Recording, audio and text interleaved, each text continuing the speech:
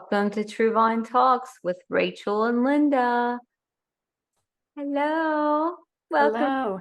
talk today. Yeah, we're going to talk about Adler, Adlerian therapy, hmm specifically his theory on birth order and how, you know, whether you're the oldest, middle, youngest, or only child impacts parts of your personality, which I think is really cool. Yes. So him, Sigmund Freud, and Carl Jung, they would sit and have discussions and smoke cigars and they're Yeah. Wouldn't you have loved to just be a fly on the wall, listen to their conversations? I know I would. mm-hmm, yeah, arguing about why people do what they do. Hmm. They are our founding fathers of psychology, so it's important to give them their credit, right? Yes, Yeah. absolutely. So, birth order is an important aspect of personality and how you relate to others. And Alfred Adler, he believed that where you fell in how you where what place you were born is how you relate to others in the world. So, that is and how that demonstrates in personality. So being a middle child, um, no problem with, going against the grain or being an outlier or because no one was paying attention. Who cares, right? The forgotten one. The forgotten It's one. kind of the stereotype for the middle child, huh? It is. Sad. It's Jan Brady. It's always Marsha, Marsha, Marsha, Marsha. Yeah. No one's looking at her, paying attention. Hmm. Yeah. And, Yeah. being a middle child, you know, you got to figure something else out, right? You got to figure out, well, if I'm not going to get my needs met, what do I do about this, right? How am I Yeah. going to get those things met? And so some famous people are Abraham Lincoln, being a middle child, learning how to negotiate between people and connect, make bridges because you're used to being giving in a lot of Mm, ways that other people are going to get their needs met. yeah. And Martin Luther King Jr. was a middle child. Oh. Yeah. Wasn't Bill Gates a middle child as well? Let me see. I thought so. I'm Um, pretty sure that was in TED yeah. Talk. Yeah. In one of the TED Talks we listened to, he was able to see that, okay, so my little sister's going to get the best, and my older sister's going to get, the first choice from the parents. So let me figure Yeah. out how to get my needs met. Yeah. I think in the TED Talk they said that like being a middle child and having older siblings and younger siblings teaches you to be like a master negotiator in some Mm-hmm. ways. Oh, You're used to not always getting your way and having to compromise and learn how to be cooperative when you need to be, mm-hmm. how to share. Right. It's like, well, you know, it's not all about me. It's about other people too. That's okay. But at first you protest, especially growing up, you kind of Mhm. protest your position by rebelling or acting out Yeah. sometimes. Now, when we talk about birth order, these are generalizations. Yes. So not all criteria will meet the person's Right. identity. Yeah, you Yeah. might listen and be like, well, that's my birth order, but that doesn't sound like me at all. And that's probably true. Yeah, this isn't like 100% fact for everybody, just kind of like a guideline. Yeah, just a theory. Yeah. And what about the oldest, Miss Rachel? Yeah, I'm the oldest. out of two. So, according to Adler, Alfred Adler, the oldest child, like, you start out receiving full attention from the parents. You're the first, baby that they're raising. And then along comes a new baby. And Adler referred to this as the dethroned monarch. You're no longer the king or queen of the family. Now there's this baby that's getting all the attention. So you grow up having respect for power and authority because the power and authority you once had, you lost. Aha. Interesting. And how does that kind of play out for their personality, you think? Like when they're in their career or in things that the environments, do they defer to power often or? They tend to be more like, I don't know how to put it, more conservative, more like I'm going to follow the rules. I don't want to get into any trouble, do what's expected of me. Yeah. Mm. More traditional in the sense of like right and wrong and morals. Yeah. Do they tend to be more judgy? Do you think? Not you, just Oh, yeah. I don't know. I don't think I am. It says they tend to be bossy. oh, Yeah. yeah, Protective, right? Kind of leadership characteristics. yeah. Because the parents like, here's the baby. You're the oldest. Take care of the Hmm. baby now. Hmm. Yeah. Yeah. So you're probably used to being the boss. And Yeah. you My sister probably would say that I'm bossy. Yeah. yeah. Well, I would say my sister's bossy. She's the Okay. oldest and she's definitely bossy, but she always has everyone's best interest at heart. Yes. I would say that's an oldest sibling thing. Yeah. Yeah. And then we have the baby. What does what is the Mhm. psychology? Oh, what are who are some famous people that are the firstborn? Hillary Clinton, Yeah. Bill Hillary Clinton. Clinton. I don't know. I can't remember them off the top Oh, of it's my okay. head. I'll have to look Took them our up. notes. We took our notes. Maybe we did. Um, J.K. Rowling, the Harry Potter, Ah, Winston Churchill. Bruce Willis, Sylvester Stallone. Ooh, all the actors who played James Bond were firstborn. That's what it said. Interesting. That makes sense. Take control, be in charge. So I Yeah. think that's food. That's fun facts for thought, right? Yeah. Yeah. Oldest siblings tend to be like the organizers, leaders of the family. Right. That's definitely me. Anytime our family's like, let's get together and do something. I'm like, that sounds great. And then no one does anything. And then I organize, I make it happen. Right. I'm like, okay, here's where we're gonna stay. Here's our itinerary. Here's our Mm-hmm. Yes. yes. You guys are good about doing that. And that's yeah. My auntie Susan, she does that. She'll be like, Mhm. okay, we're gonna go here. Everybody's gonna show up this time. We're gonna eat here at this Mhm. time. These are the She the games. oldest.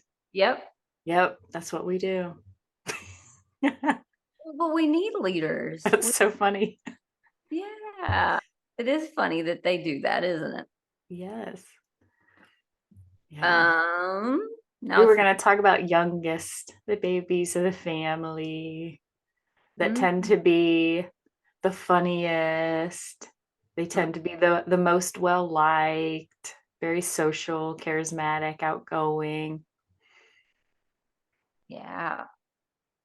And the reason why the baby can do these things is because the eldest is organizing everything and the middle child is trying to win the approval of the parents. So they're out there cleaning everything and doing all Yeah. get Yeah. the validation from mom and dad. Hmm. So the baby can just set and draw. Yeah.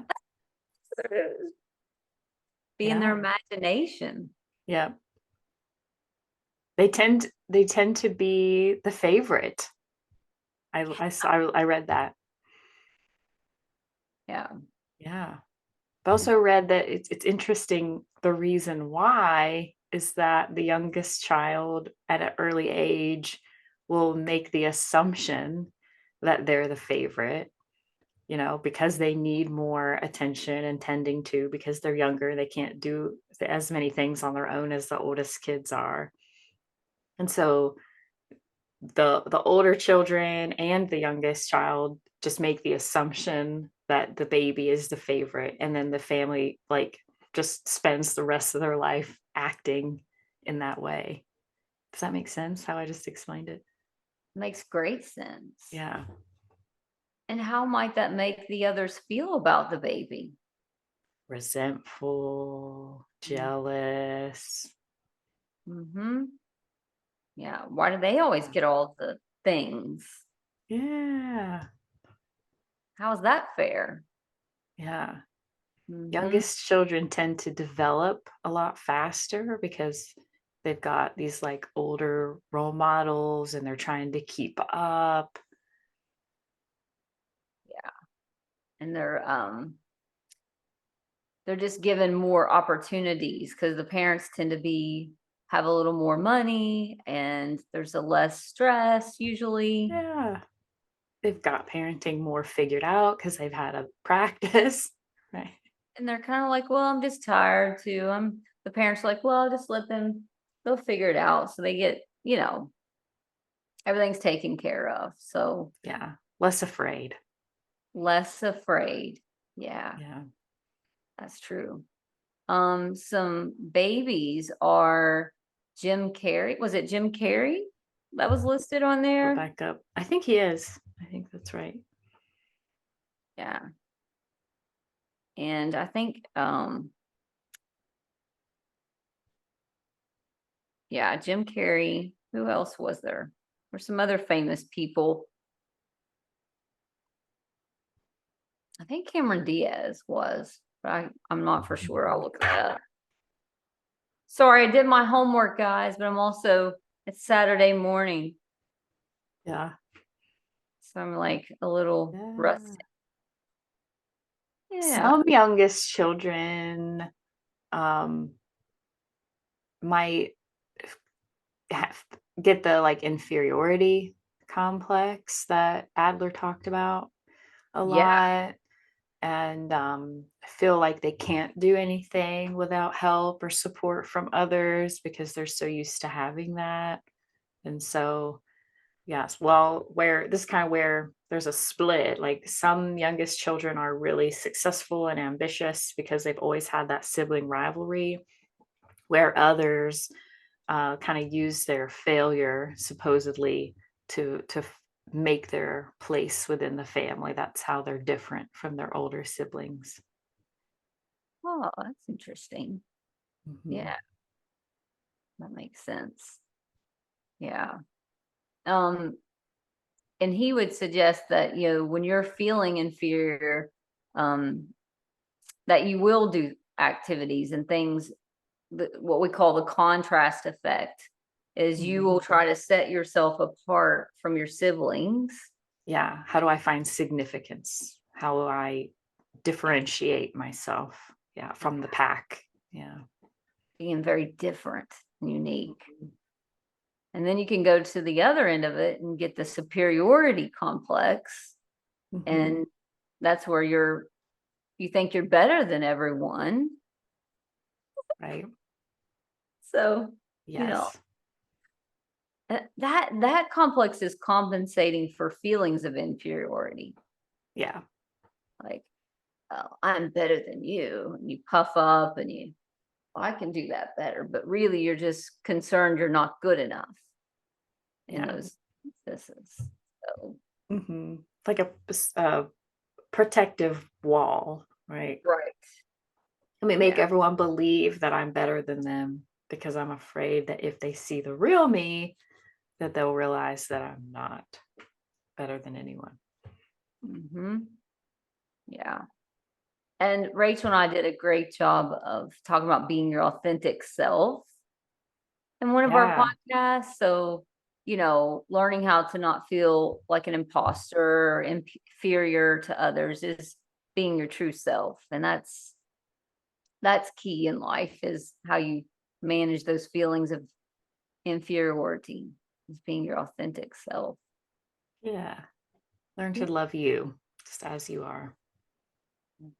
And Rachel brought up a good point earlier about how is, Adlerian, Fordian, Jungian therapy, how are these therapy models different from the attachment therapy, Bowlby and Dr. Sue Johnson, the therapies that we utilize in our practice? And I think that's important for our listeners to understand the difference. Yeah. You pointed out that it's a top down model, this like birth order and other, the individual psychology that Adler studied and created. And so let's discuss where like the attachment is bottom up, right? But Hmm? more cognitive, Adlerian is top down. So how would you just explain the difference between those two for our listeners, top down versus bottom up, so that they know what we're talking about? Yeah. Brain, cognitive. Yeah. Heart, familial. Yeah. You like that? Yeah, I do like that. Yeah. So top down is brain, Cerebral. cognitive, where our first priority is what are your thoughts? What are you thinking? Because thoughts create feelings. That's the belief there, right? Hmm. And then bottom up, you're saying heart, familial. Our first priority is I want to understand how you're feeling. What is your emotional response, right? When you engage in this behavior, what is it that you're feeling, right? Because feelings are created by meaning, right? Because we're starting with the emotion and then we're going up top to the brain to figure out what does that mean to you? Yeah, what thoughts go through your mind? Well stated, Rachel. What memories come to your mind when you're having that emotion? Hmm. Yeah. When you feel sad, um, what is your perception? What do you believe about the situation or this person when you're around them? Yeah. And if you're um, working from a top down, it's like, I feel or I am unworthy. Just a statement, you know. Hmm. Cognitive belief is that I'm not worthy. So what am I going to do about that? Reframe Yeah. that thought. I am worthy. Okay. That's an affirmation, a self affirmation that Adlerian therapy would, you know, Hmm. encourage or generate. Whereas with the attachment therapy, like, oh, when you felt sad, what was happening for you on the inside? You felt like Hmm. someone didn't see you. Yeah. Yeah. Because we know that when we're in fight or flight, when we're having a very overwhelming emotional response to something, prefrontal cortex goes offline, right? And therefore we're not thinking logically and rationally. So in those moments, top-down approach does not work because we don't have access to that part of the brain needed to have those rational conversations. But if we meet someone where they are, right, by using that bottom up approach, it Hmm. soothes the nervous system, right? And then they can engage in more rational conversation. They can use logic and reasoning to make sense of what's happening for them. Yeah, that's very well stated. Yeah, because their action tendency is how they felt not seen or heard, where Right. they We're went to meeting fight. that need when we use bottom up, Yeah. right? Helping people feel seen, heard, understood, cared for. I mean, you can't tell that you not like that therapy, can you? Not at all. We're biased.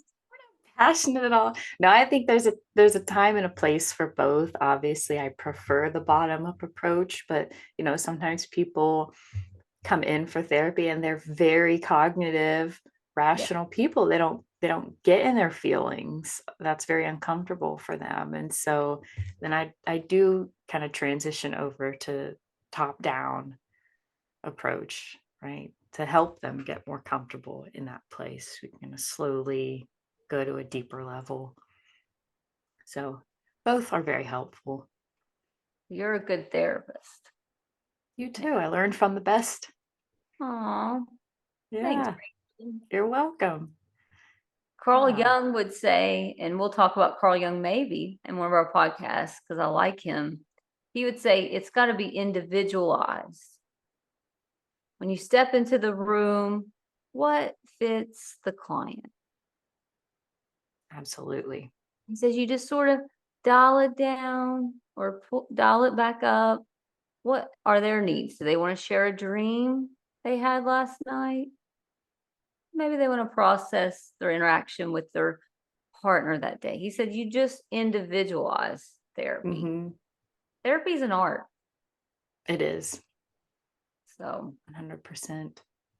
Yeah, because look at all these theories that we at least need to be aware of, right? Like birth order. yeah. People don't understand how much is going through, like how much information we're sorting through when we're just having a conversation with someone. We're not just talking to you, you know, like, and we're not necessarily analyzing either. I don't like that word. I'm not analyzing you. I'm trying to understand where you're coming from. I'm trying to understand, what is your life like? What's it like to walk in your shoes? Hmm. And knowing whether you're the oldest, middle, youngest, only child helps me do that. Helps Oh, me gain some perspective. yeah. Yeah. These are this is that layer of therapy that, like you're saying, that people aren't aware of that we're aware of in engaging folks. Yes. Yeah. And they don't Yeah. need all this. They don't have to have all this information, No. but it's good for them to food for thought. And yeah, if you like, you're an inquisitive, deep thinker, you're conscientious, and you want to know, then dive deeper. It's all about what, floats your boat. Yeah. Yeah. So what is life like as an only child?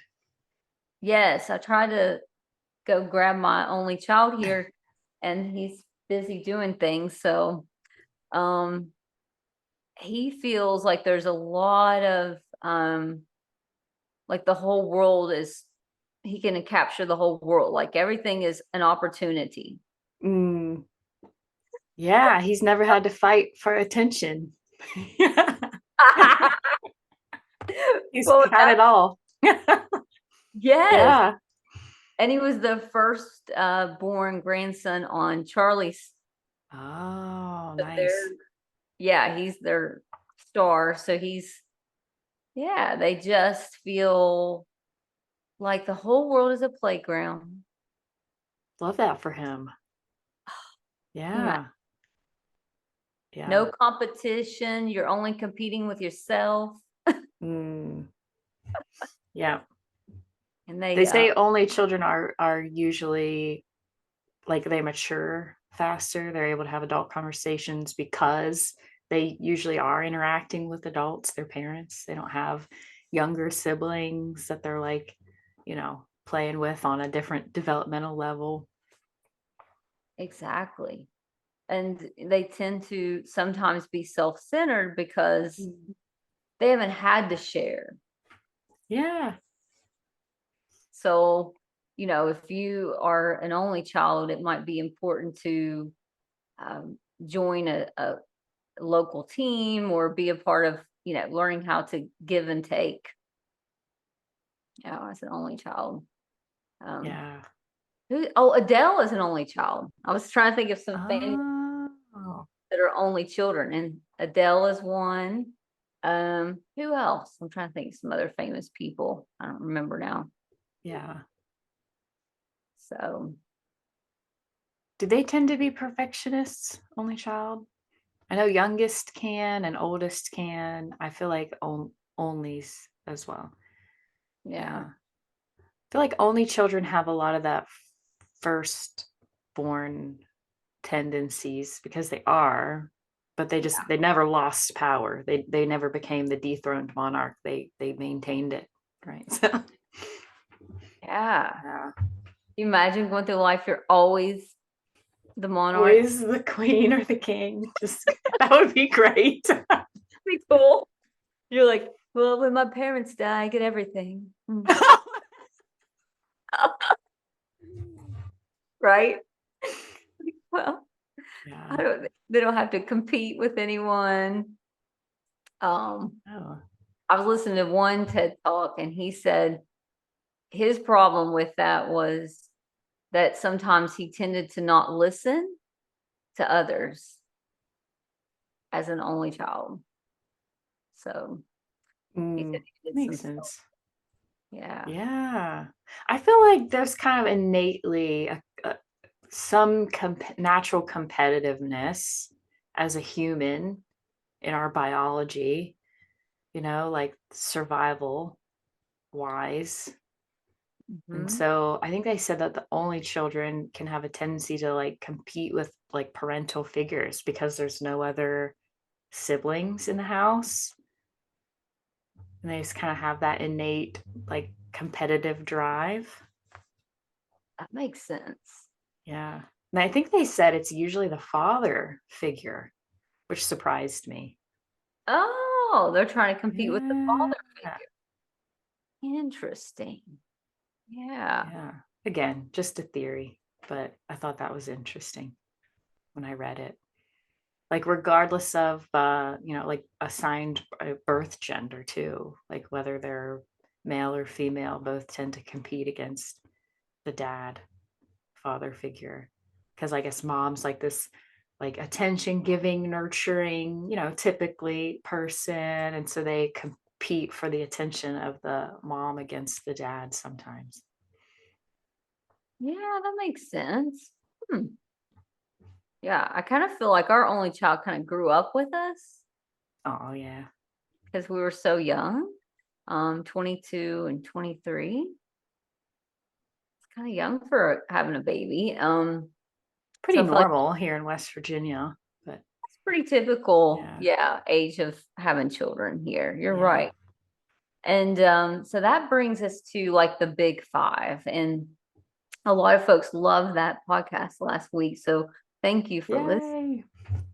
And a lot of people are taking the quiz. So to Yeah, see, I've had some clients take the quiz. I love it. It's great. yeah, they're enjoying the practice of understanding themselves better. And Yes. so we just want to talk about the openness and how in the birth order, who would you guess is more open, Rachel?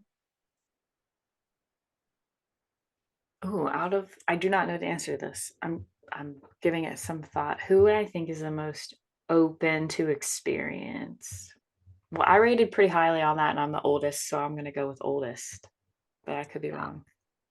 I Are think they it's the youngest, isn't the it? youngest? I could Maybe I see that don't too. know. I What could is, see that too.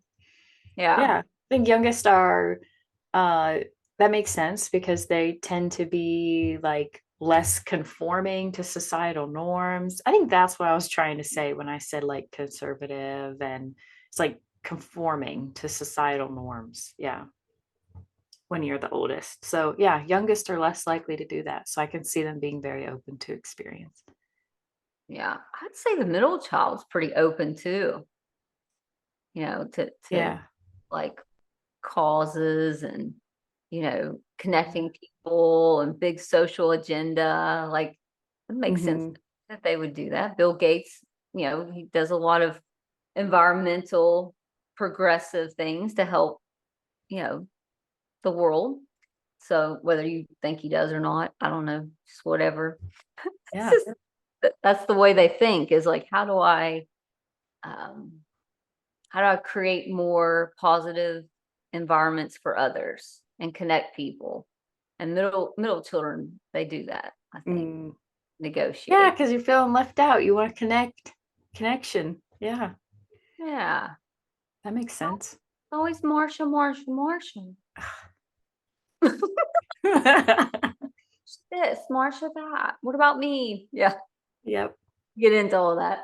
And then as far as like neuroticism, that's how anxious or depressed you can get, and um, those types of feelings.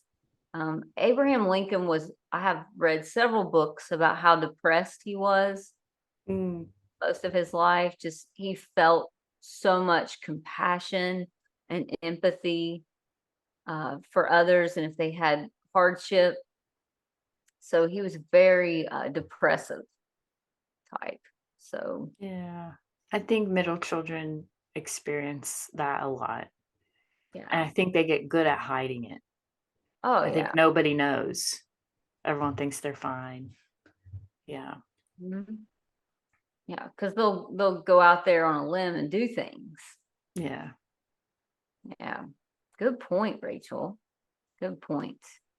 Yeah. So how much you experience internal pain. Yeah, I think that's the Yeah. neuroticism part of Yeah.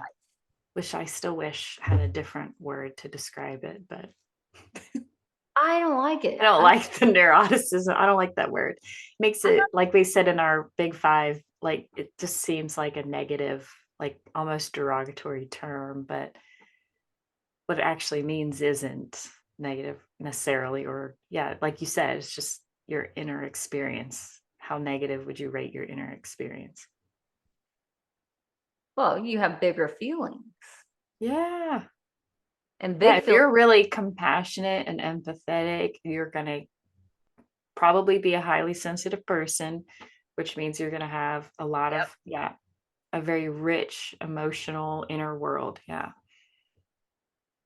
And that's good for the world. Mhm. To have Yeah.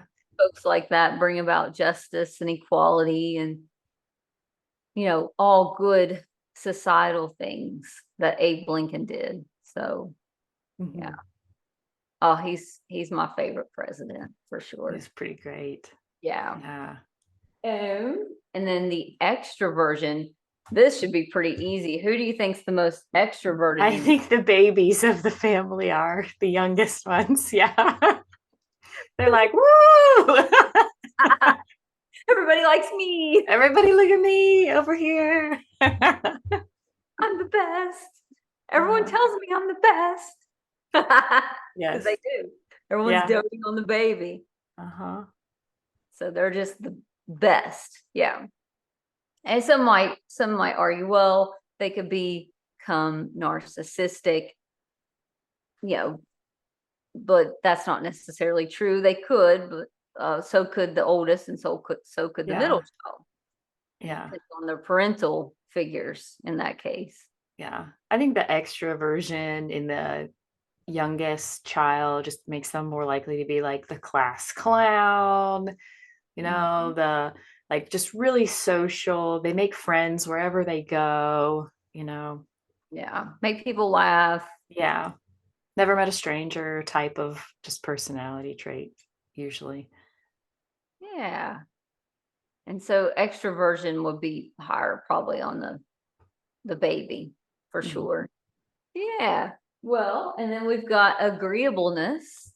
How agreeable are you? How likely are you to say yes? And I'm just taking a guess because I haven't researched it enough, but I'm thinking the more agreeable person would be probably the eldest. Is that what you're I thinking? think so. Yep. Yeah. Yep. So if the teacher says, "Hey guys, pull out your book and turn to page 5," the We're oldest is like already there. you're there. You're already there. Middle child's Yes. like, I don't care about this class, Where's the middle child? Like, where's my book? I don't know. I was supposed to have a book. Like, What's going on? And then the yeah. baby don't even have the book. Okay, Right. baby doesn't even know where the book is. Yeah. They're like, "Hey, older sibling, where's my book?" Yeah. Or they're like, I already read that last night. I don't need my book. I'm not pulling it out. Like, I already know this. Right. These things are important to understand yourself, because how might that look in a work environment? Yeah. So if you don't know, hey, maybe my baby tendencies are showing up here, and I need to kind of tweak that and be a little more responsible, like my eldest sibling, so that I can be more balanced in my life. Yeah. That's how these things kind of are applicable to your life. It's not, set in stone. Yes. Thank you so much for mentioning that, because so much it's like we have choices. You know, life is not just happening to us, most of the time we have choice. Yeah. Good point. So just your birth order is a kind of like a construct for you to understand yourself, but it's not set in stone, right? Absolutely. Yes, you can make changes, Yeah. right? Maybe I need to be more social, outgoing, extroverted. I can take some, yeah, inspiration from my younger sister. Yeah, exactly. And I could be a little more responsible, like my eldest sister. She's Yeah. always responsible. And then finally is the conscientiousness.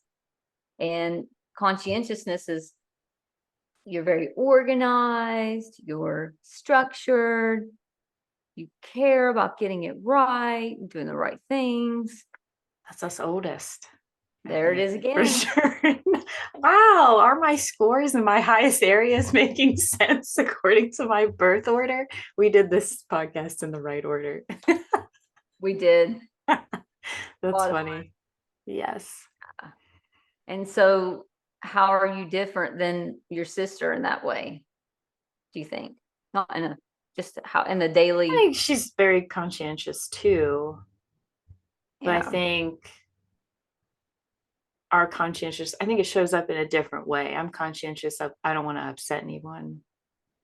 She's conscientious in a are are we doing the right thing and who's not, and like how unjust is it that like she's more apt to get angry and like be a mover and a shaker like for justice, whereas I'm like, I don't know, let's slow down, let's think about this, let's take everybody's perspective into account. You're a Like good. Yeah. Yeah. I think these are all great learning constructs for the individual, because Adlerian therapy is individualized, right? So it's yeah, not about how you're relating so much to, you know, I guess he doesn't get into attachment is what I'm trying to say. Like, and Freud was more about your parents. The focus was on your parents. He's yeah. interested in how inferior and superior you feel daily living. Hmm. Always like, well, you have a complex with your dad, so that makes you act like this, you know. Yeah.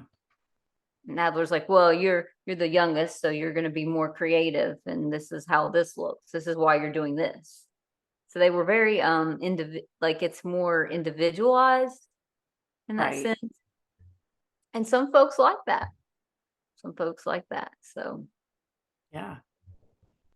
yeah, I I feel like bet middle children really like it.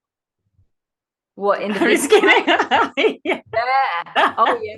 We do. We like feeling like we're the captain of the ship. Yes, of course you do. Yeah, we can navigate things and feel included in that way. Because if you don't feel included, the middle child will rise to the occasion and try to reach, oh, Oh look, yeah. do you see me? Yes.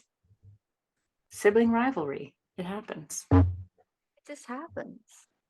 So yeah, so we hope that this was, a good listen for you to kind of understand Adlerian therapy and, the birth order and how that might impact you personally. Yeah. So just reflect on that. And I think we'll keep going with some different personality themes and theories, won't we? Yeah. So, Carl Jung, you want to do Carl Jung next time? ooh, sure. Archetypes, archetypes. Ooh, I like that. All right. Till Thanks. next time. Bye.